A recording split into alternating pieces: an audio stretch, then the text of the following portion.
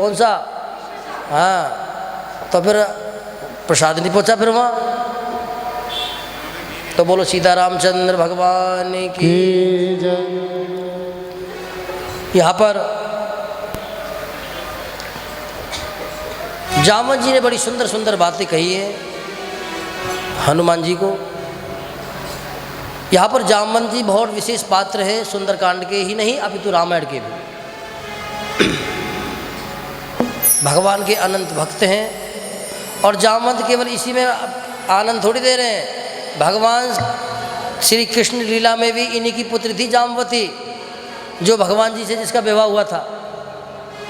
भागवत में प्रसंग आता है जामवती का, जब इनके कोई पुत्र, शाम इन्हीं का पुत्र था, शाम जो था इन्हीं का पुत्र था। तो ये जामवंत की पुत्री थी जामवती, जिससे भगवान का दूसरा विवाह हुआ। पहला रुक्मणी, फिर जामवती, फिर सत्यभामा, फिर कालिंदी, भद्रा, लक्ष्मणा, नग्नजिति, ऐसे करके 8 तो थी, बाकी 16 है। अब तुम्हारा जामवंत जी ने जब समझाया, तो जामवंत जी को हनुमान जी को, जामवंत जी का हनुमान जी को आदेश मिला। क्या? बोले जामवंत के बचन सुहाए, हनुमंत हृदय माए, तब लगी मोहि पर घेऊ तुम भाई, दुख तांग मूल मन पाए। जब लगी आवो सीतई देखी, होय काज मोर हरस विशेषी, ये कही नाई सबन कहू माथा, चलो हरस हिय धर रघुनाथा। सिंधु तीर एक भूधर सुंदर, कूद चढ़े दाऊ पर, बार बार रघुवीर सवारी, पवन तनया बल भारी, जह गिरि चरण देई हनुमंता, ताल तुरंता, जिम अमोघ रघुपति करिमाना, यही बात चलो हनुमाना। मंगल भवन अमंगल हारे, दशरथ अजर बिहारे, जलनिध रघुपति दूति विचारी, होय समारी, मंगल भवन अमंगल हारे, दशरथ अजर बिहारे, मंगल भवन अमंगल हारी। दशरथ अजर बिहारे। हनुमान जी का वो जब आदेश मिला, जामवंत जी ने कहा कि हनुमान जी महाराज, आपके ऐसे बैठने से काम नहीं चलेगा। आपका जन्म तो राम जी के कार्यों को सिद्ध करने के लिए हुआ है, और आप उठिए। आप तो अनंत बलवंत हैं, आपके बल की कोई सीमा नहीं है, आप ही सभी के कार्यों को सिद्ध करोगे। भगवान का भी आशीर्वाद तुम्हारे साथ है। जब जामवंत जी के इन दिव्य वचनों को जब सुना, तो हनुमान जी बड़े प्रसन्न हो गए। अब तुम्हारा जामवंत के स्मरण दिलाने से ही हनुमान जी को अपने बल का आभास हो गया, और भगवान के राम के चरणों का स्मरण करने मात्र से ही हनुमान जी का विशालकाय शरीर हो गया। बाली मुनि कहते हैं कि दिग्गजम यः सहस्राणि जाम्बूनद परिष्कृता। आज हनुमान जी को प्रतीत होता है अपने विशाल रूप को देख करके, इस पूरे विश्व में, इस पूरी धरा पर उनके समान बलवान कोई दूसरा है ही नहीं। कहते हैं कि ये समुद्रा क्षीर सारे तथा मम ग्रे नपहा। कहते अरे वानरों, तुम चिंता मत करो, ये समुद्र मेरे सामने कुछ नहीं है। तुम देखना, तुम्हारे देखते ही देखते मैं सारे कार्य सिद्ध कर दूंगा। इतना कह करके हनुमान जी महाराज समुद्र के किनारे एक शिला पर चढ़ गए, और शिला पर चढ़ करके भगवान राम के दिव्य चरणों का उन्होंने स्मरण किया। तो तो घातन्याम यश्चरणोहम मतन्याम हनुमंसुता यस पादेन मात्रेण कार्याकारं व्यवस्थिते। भगवान एक सिरा पर चढ़ करके हनुमान जी ने राम जी के दिव्य चरणों का स्मरण किया और भगवान के कार्य सिद्ध करने का संकल्प लेकर के, और जैसे ही वहां से उड़ान भरी, बहुत जय श्री राम, जय श्री राम। अब जैसे ही उन्होंने भगवान का नाम लेकर के वहां से उड़ान भरी, तो महाराज जिस पर्वत, जिस शिखर से उनका पैर रखा हुआ था, वो तत्क्षण ही पाताल में चला गया और दिव्य तीव्र वायु की गति से हनुमान जी महाराज उड़ने लगे। अब जब राम जी के कार्य को सिद्ध करने को जा रहे हैं तो देवताओं को भरोसा होना चाहिए, लेकिन यहाँ पर खैर हनुमान जी भगवान के ही स्वरूप हैं, उनके दास हैं। वाल्मीकि मुनि तो कहते हैं कि उनको भरोसा नहीं था, लेकिन तुलसीदास जी महाराज कहते हैं कि हनुमान जी की बुद्धि की परीक्षा लेने के लिए भेजा। अब परीक्षा भी तभी ली जाती है जब संदेह होता है। भाई जब तक संदेह नहीं होगा तो परीक्षा क्यों होगी। पहले तो समुद्र जो वरुण देवता हैं, उन्होंने मैनाक को भेजा, मैनाक पर्वत को, और कहा कि जाओ और आप हनुमान जी से विश्राम के लिए निवेदन करो। अब तो महाराज मैनाक जो पर्वत था ये समुद्र के अंदर रहता था। समुद्र की आज्ञा से जब वो ऊपर उठ कर के आया, हनुमान जी को जब उड़ते उड़ते हुए देखा, पहले क्या था कि पर्वत ये बोलते थे, ये पर्वत, अब ये विंध्याचल पर्वत की कथा शायद आपने नहीं सुनी। विंध्याचल पर्वत उत्तर से लेकर के दक्षिण की ओर लेटा हुआ है। विंध्याचल पर्वत और गंधमादन पर्वत, दो पर्वत थे। विंध्याचल पर्वत की जो शिखाएं थी बहुत ऊंची थी। गुरु अगस्त जो थे इनके गुरु थे। तो एक दिन नारद जी ने कहा कि भाई एक बात बताओ, विंध्याचल गंधमादन जो है तुमसे नीचे हैं, तब भी सूर्य कभी भी इसको पूरा नहीं करते, लेकिन तुम्हारा अतिक्रमण कर देते हैं। तो ये बात जो है विंध्याचल को भी बुरा लगा। अब तो महाराज विंध्याचल ने अपने स्वरूप को बढ़ाना शुरू किया, तो सूर्य को दिक्कत हो गई परिक्रमा लगाने में। तब देवताओं से निवेदन किया, तब देवताओं ने अगस्त मुनि से निवेदन किया। तब अगस्त मुनि जब दक्षिण की ओर आए, इसीलिए अगस्त मुनि का जो आश्रम है वो दक्षिण दिशा में है। भगवान का पंचवटी कहाँ थी? दंडकारण्य में, दक्षिण दिशा में, और उसी के पास में अगस्त मुनि का आश्रम था। अगस्त मुनि कहते हैं कि मेरी कुटिया पास में ही है, तुम आते जाते रहना। तो अगस्त मुनि दक्षिण में ही रहते हैं।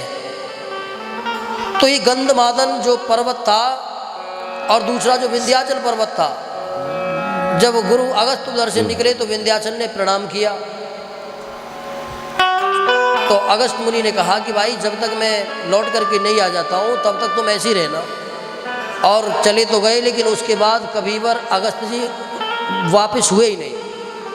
इसीलिए गुरु निष्ठा का पालन करते हुए विंध्याचल पर्वत ऐसे लेट गया।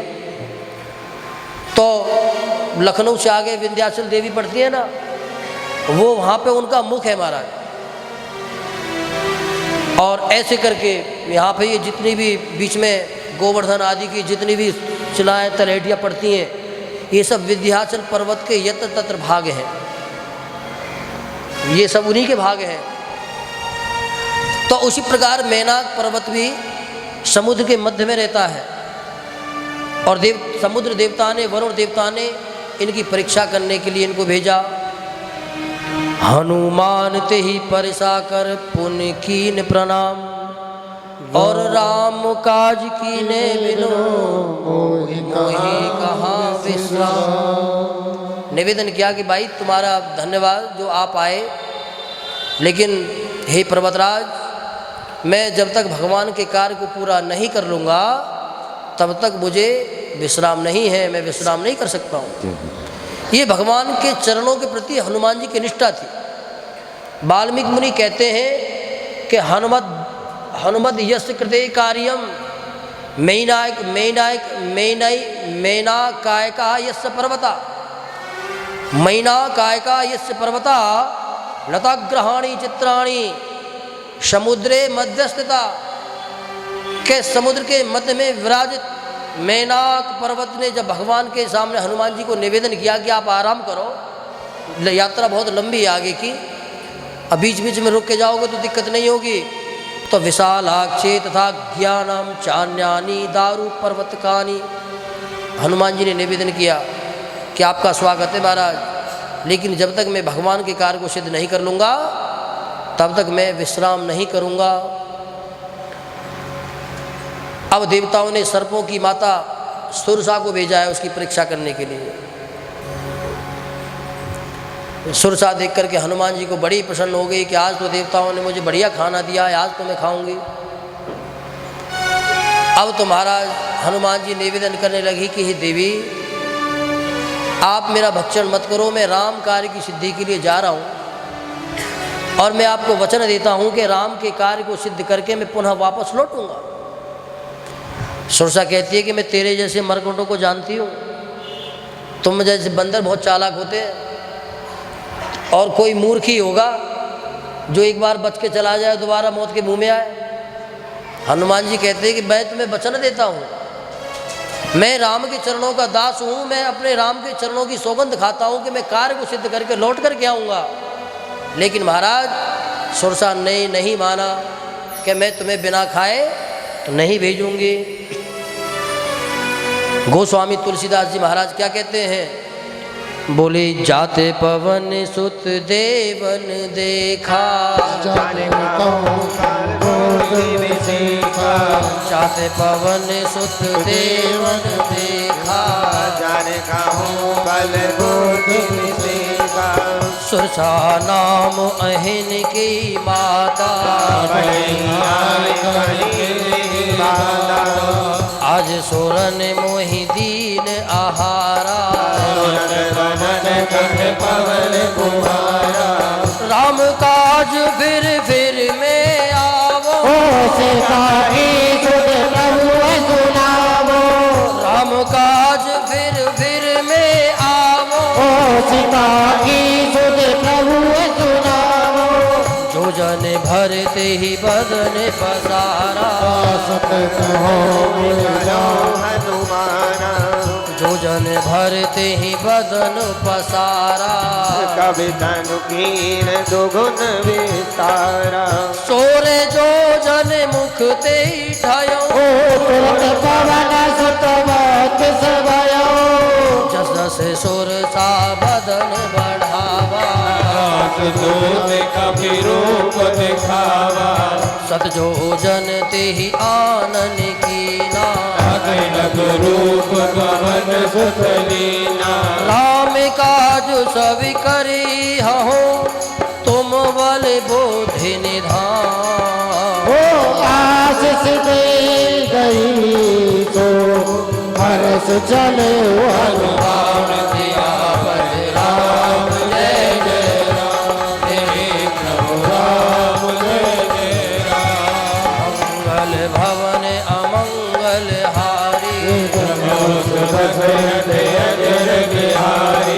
दीन दयाल विरधु संहारी, दीन दयाल विरध संहारी, संकट भारी। देवताओं ने सर्पों की माता सुरसा को उनकी परीक्षा करने के लिए भेजा। हनुमान ने बहुत निवेदन किया लेकिन नहीं माने। हनुमान जी ने कहा कि ठीक है, फिर आप अपना प्रयास ही कर लो। आओ तो महाराज जैसे जैसे सुरसा अपना मुख बढ़ावे, हनुमान जी उसे दुगना अपना विशाल रूप कर ले। अब जितना हनुमान जी बनावे उससे और ज़्यादा सुरसा अपना मुंह फैला ले। अब हनुमान जी ने और अपना रूप बढ़ा लिया। अब तो महाराज हनुमान जी मन में कल्पना करने लगी कि इस देवी से कैसे बचा जाएगा, क्योंकि अगर मैंने यहाँ पर इतना विलंब कर लिया तो मैं आगे के कार्यों को कैसे सिद्ध करूँगा। तो फिर यहाँ पर हनुमान जी ने अपनी मति का प्रयोग किया। वाल्मीकि मुनि कहते हैं, प्रासाद संघात युतम स्त्री रत्न सत संकृतम कि स्त्री को जीतने के 2 साधन, या पौरुष या बुद्धि। असुव्यूढ़म कक्ष्यम, कि ये तो स्त्री भी है और दैत्य भी है। तो वाल्मीकि मुनि कहते हैं कि प्रविवेश महाग्रहम, कि यहाँ पर बल, पौरुष और मति तीनों का ही प्रयोग करना पड़ेगा। अब जस जस सुरसा बदन बढ़ावा, अब तो जैसे जैसे सुरसा बदन को बढ़ाती रहे महाराज। हनुमान जी ने कहा कि भैया इतना तो बड़ा कर लिया, अब कितना कड़ा करेंगे, अब ज़्यादा बड़े हो गए तो फिर समुद्र सब कुछ खत्म हमारे शरीर में ही आ जाएगा। भाई 100 योजन का 100 योजन का तो यही है समुद्र।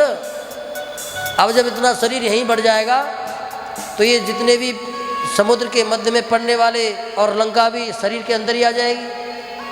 तो फिर हनुमान जी ने दीनता का भाव दिखाया। जब सुरसा ने अपने विशाल स्वरूप को बढ़ा लिया तो हनुमान जी बहुत छोटे से हो गए। इसका वाल्मीकि मुनि कहते हैं कि जब व्यक्ति का अभिमान बहुत बढ़ जाए तो वहाँ पर उससे आगे बढ़ कर के काम नहीं निकल सकता, फिर बहुत छोटे होकर के काम निकाला जा सकता है।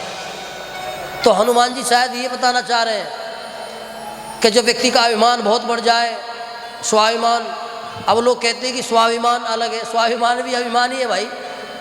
स्वाभिमान का मतलब स्व और अभिमान अपना अभिमान।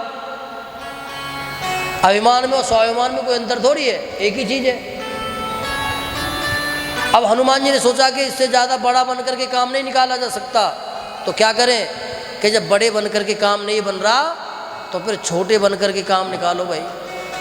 अब हनुमान जी बिल्कुल छोटे हो गए और छोटे बन करके उनके मुंह में घुस गए, पेट में चक्कर लगू करके आ गए और हाथ जोड़ के खड़े हो गए कि भाई कि माँ अब तो मैं तुम्हारे पेट में निकल करके आ गया, अब तो कृपा करो। अब हनुमान जी के इस बुद्धि के प्रभाव को देख करके सुरसा बड़ी प्रसन्न हो गई और उसको बड़े बड़े आशीर्वाद दिए कि मुझे तो देवताओं ने तुम्हारी परीक्षा के लिए भेजा था, मैं भी यही मंगलाशासन आपका करती हूँ कि जाओ और आप अतिशीघ्र भगवान के कार्य को सिद्ध करके लौटो। बुद्धि निधान की उपाधि यहाँ पर सुरसा ने हनुमान जी को प्रदान करी है। अब तो हनुमान जी महाराज चले हैं। महाराज वाल्मीकि मुनि कहते हैं कि हनुमते यथा रूपम कृत्याकृत निवेशिता क्रीड़ा ग्रहाणि चान्यानि दारु पर्वतकानि च।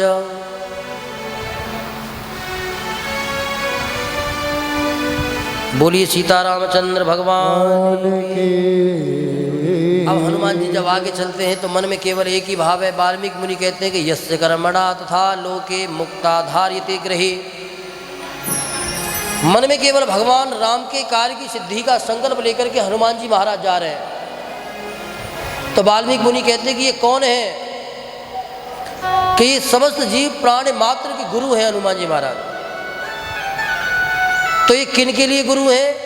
ये उनके लिए गुरु हैं जो भगवान के चरणों से भटक जाते हैं।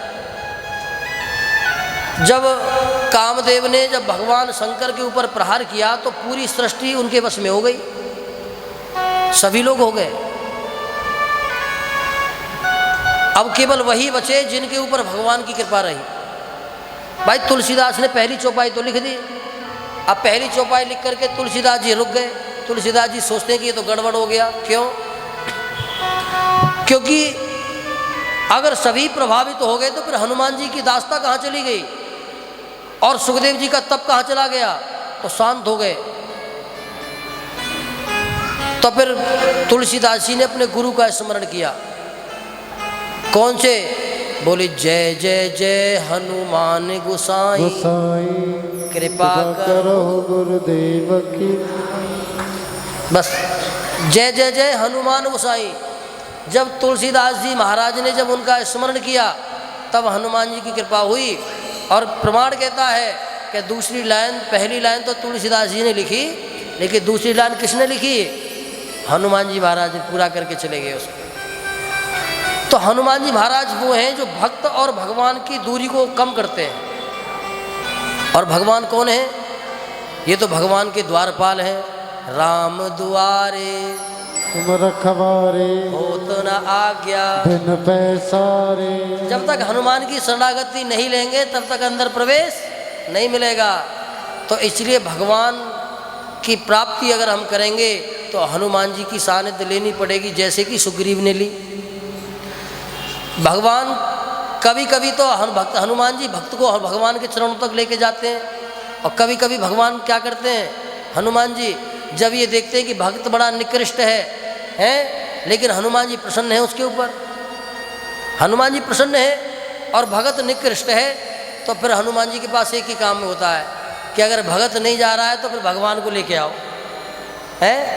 तो सुग्रीव को नहीं लेकर के आए, सुग्रीव नहीं गया, सुग्रीव जी ने हनुमान जी को भेजा, लेकिन हनुमान जी ने सोचा कि उन्होंने तो मुझे भोज भेज दिया, मुझे तो प्राप्ति हो गई, अब उससे कहूँगा कि वो आओ तो वो तो पर्वत को छोड़ने से आने से रहा, क्योंकि वो तो डरपोक है।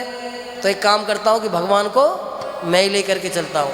कंधे पर बैठाया और भगवान को ले गए, और केवल ले नहीं गए, सुग्रीव जी को प्रणाम भी करवाया भगवान को। इसको भी तुम छोड़ो, इससे भी बड़ी बात, भगवान की मित्रता करवा दी महाराज। तो ये हनुमान जी जो हैं ये भक्त और भगवान की दूरी को कम करने वाले हैं। लेकिन कब महाराज, जब हम सच्चे मन से हनुमान जी के चरणों का ध्यान करेंगे। जब तक केवल भोगों की प्राप्ति के लिए और अपने कार्यों की सिद्धि के लिए, भूत प्रेत से डरने के लिए अगर हनुमान जी को बुलाएंगे तो काम नहीं चलेगा। भगवान के प्रति शरणागति तो होनी चाहिए। मैंने आपको पहले दिन ही बतलाया कि वाल्मीकि रामायण मंगला शासन ग्रंथ है, और अभी के प्रसंग में ये बतलाया कि या तो अपने मन में कामनाएं जागृत कर ले या फिर भगवान को प्राप्त कर ले, एक ही विषय है। लेकिन एक लाभ भी है, क्या है कि अगर हम केवल भगवान की कामना करेंगे तो भगवान तो आएंगे, और भगवान के साथ में कौन आएंगी, कौन आएंगी, भगवती श्रेयस्करणीम राम वल्लभम। और जब राम वल्लभ आएंगी तो ये तो अष्ट सिद्धियों और 9 निधियों की दात्री हैं भैया। जब हम इनको बुलाएंगे तो ये निधियाँ खुद ही हमारे पास आ जाएंगी। लेकिन केवल हम जब निधियों के पीछे भागेंगे तो फिर भगवान हमसे दूर चले जाएंगे। इसीलिए जब भगवान की भक्ति करें तो हमारे मन में कोई कामना नहीं होनी चाहिए, निश्चल भाव से भगवान की भक्ति करें, क्योंकि भगवान को पता है कि हमें हमारे दास को क्या देना है और क्या नहीं देना। नारद जी ने कहा, क्या कहा, जे विधिनाथ हो हित मोरा, करहूँ सो बेग दास में तोरा। दास प्रभु मेरा कुछ कल्याण करो। कैसे कल्याण करें भैया, कि जिसमें मेरा हित हो। भगवान ने कहा कि तुम हित की बात कर रहे हो, हम तुम्हारा परम हित करेंगे। नारद जी ने तो कहा था कि तुम मेरा हित करो, लेकिन भगवान कहते कि जब तुम हमारी शरण में आए हो तो तुम्हारा हित नहीं करेंगे, परम हित करेंगे। देखो भगवान ने परम हित कर दिया। नारद जी की दृष्टि में तो वो अपराध था, नारद जी को जो बंदर बनाया था, लेकिन भगवान जानते हैं कि बंदर बनने में ही फायदा है इनका। अगर बंदर बन गए तभी इनका फायदा है, अगर सुंदर बना दिया तो फिर पूरे जीवन बंदर ही बने रहेंगे। भाई विवाह हो जाएगा तो घूमते रहो। तो उनका अहित कर दिया, बंदर बना दिया, तो देखो उनका कल्याण हो गया। लेकिन फिर भी हनुमान जी ने, भगवान ने उनके श्राप को धारण कर लिया। अब हनुमान जी जब आगे चढ़े तो एक राक्षसी और है महाराज। अब वो राक्षसी कैसी है पता है, सिंह का नाम है उसका। अब उसको हाथ पैर मारने की जरूरत नहीं रहती, अपने घर में बैठी रहती है। अब जो भी कोई ऊपर उड़ता है उसकी परछाई आ जाती है महाराज। परछाई आई, उसी को पकड़ लिया तो वो नीचे आ जाता है। अब जब हनुमान जी को उड़ते हुए देखा तो बस हनुमान जी को पकड़ लिया, उनकी गति अवरुद्ध हो गई। हनुमान जी सोचने लगे कि भैया ये कौन है बताओ, मैं तो राम कार्य की सिद्धि के लिए जा रहा हूँ और मैं आगे क्यों नहीं बढ़ रहा हूँ। मतलब केवल वहीं की वहीं हनुमान जी चलते रहे, आगे बढ़ ही नहीं रहे, गति अवरुद्ध हो गई। गोस्वामी जी कहते हैं कि हनुमान जी ने उसका भी कल्याण किया और अपनी यात्रा को आगे बढ़ाया। यात्रा को आगे बढ़ा करके हनुमान जी महाराज, तुलसीदास जी कहते हैं कि निश्चर एक सिंधु मह रही, कर माया नभ के खग गयहि, नभ के ऊपर विचरण करने वाले जितने भी पशु पक्षी जीव जंतु जो भी थे उनका अपना निवाला बना लिया करती थी। हनुमान जी महाराज की कृपा हुई, हनुमान जी महाराज के प्रहार से उसका भी कल्याण हुआ। और देखो ऐसा नहीं है कि केवल राम जी के मारने से ही परम धाम की प्राप्ति हुई, हनुमान जी भी जब मारते तो सुरधाम की प्राप्ति वो भी करवा देते हैं। ये हनुमान जी का प्रभाव है। वाल्मीकि मुनि कहते हैं कि न वैस्मजालम बलवान ददर्शम सुरधामम प्राप्ते सुवर्ण जालम, कि वो सोने के से अंग वाला है ना, कौन है वो? हनुमान है, कि उसके मारने से सुरधाम की प्राप्ति होती है। विद्युत्पनद्धम सविहंग जालम, और केवल सुरधाम की प्राप्ति थोड़ी होती है कि विहद्य जालम, के संसार के सारे जाल बंधन भी खुल जाते हैं। अब भगवान ने उसका कल्याण कर दिया और अपनी यात्रा को आगे बढ़ाया। अब जब यात्रा को आगे बढ़ाया, 100 योजन का समुद्र पार कर दिया, लंका पहुंच गए महाराज। क्या देखते हैं? एक दिव्य शिखर पर लंका बसी हुई है। इतना विशाल भवन हनुमान जी ने जीवन में नहीं देखा था, स्वर्णमयी लंका। ये यक्षों की थी लंका, यक्षों की। यक्षों से आई कुबेर पर, क्योंकि कुबेर के राजा यक्षी ही हैं। यक्षों के राजा कुबेर है, कुबेर इनका भाई ही है रावण का। उसको मार करके भगा दिया और खुद वहाँ का राजा बन बैठा। बड़े बड़े राक्षसों को अपने कंट्रोल में कर लिया, क्योंकि रावण तो रावण था। रावण का दबदबा तो तीनों लोगों के देवता भगवान के पास जाकर के सुनाते हैं कि रावण का दबदबा क्या था। गोस्वामी तुलसीदास जी महाराज लंका के कोटे परकोटे, वहाँ की दिव्यता भव्यता का देखो कितना सुंदर वर्णन करते हैं। बोली कनक कोटि विचित्र मणिकृत सुंदरायतना घना, चौहट्ट हट्ट सुवट्ट वीति चारुपुर बहुविध बना, गजबाज खच्चर निकर पदचर रथ बरूथन को गने, बहुरूप निश्चर जूथ अतिबल सेन बरनत नहीं बने। केवल शिखर, बड़े बड़े कोटे परकोटे, बड़ी बड़ी दीवारियाँ, 4 दीवारियाँ, बड़े बड़े सुंदर महल, यही नहीं था। आजकल जैसे लोग अपने घरों में बागवानी लगा लेते ना, तो वो तो लंका की रावण की लंका थी महाराज, और कोई छोटी मोटी थोड़ी थी। आजकल क्या होता है कि एक कुटुंब के आदमी एक मोहल्ले में रह रहे हैं तो 10 मकान उनके अपने अपने, लेकिन रावण का ऐसा नहीं था महाराज। 1 लाख पूत, 1.25 लाख नाती, इतना विशाल परिवार था। और देखो मजे की बात, सभी लोग एक ही दीवारी के अंदर रहते थे। इतना विशाल नगर था, सबकी 4 दीवारी हो रही है, और उसी दीवारी के अंदर जैसे एक घर में कई कमरे होते हैं ना, ऐसी एक दीवार के अंदर सबके अलग अलग मकान थे, कॉलोनियाँ बसी हुई थी। ये पोतों की कॉलोनियाँ, ये पड़पोतों की कॉलोनियाँ, ये छोटे वाले बच्चे, ये बड़े वाले बच्चे, सबके अपने अपने विधान थे। वन बाग उपवन वाटिका सरकूप वापी सोहही, बड़े सुंदर सुंदर बाग महाराज। स्त्रियों के घूमने के लिए अलग स्थान, उनकी पत्नियों के लिए अलग, पुत्रों के लिए अलग, राक्षसों के लिए उनके लिए अनुकूल सुंदर सुंदर वाटिकाएं, जहाँ पर पृथ्वी पर रहने वाले हर प्रकार के पुष्प उसकी नगरी में है। वाल्मीकि रामायण तो जब हनुमान जी वहाँ पहुँचते तो इसका महाराज 36 श्लोकों में इसका वर्णन करती है। जितनी तुलसीकृत रामायण है, तुलसीदास जी की रामायण है, इतनी तो वाल्मीकि रामायण के सुंदरकांड है केवल। इतना विशाल वर्णन, क्योंकि मैंने कहा था कि वाल्मीकि रामायण महाकाव्य है, दुनिया का प्रथम काव्य है। इससे पहले कोई काव्य, कोई रचना हुई नहीं। पहला काव्य है वाल्मीकि रामायण। और वाल्मीकि रामायण कोई अलग नहीं है, ये गायत्री मंत्र की व्याख्या है। गायत्री मंत्र में 24 अक्षर हैं और इसमें भी 24,000 श्लोक हैं। प्रत्येक अक्षर पर 1000 श्लोक बनाए। गायत्री मंत्र ता से शुरू होता है और ता पे खत्म होता है। और वाल्मीकि रामायण भी ततश्चाभिर अभिर्भूति पहला श्लोक, और ता शब्द पे ही खत्म होता है। तो इससे ये मालूम होता है कि गायत्री मंत्र की व्याख्या ही श्री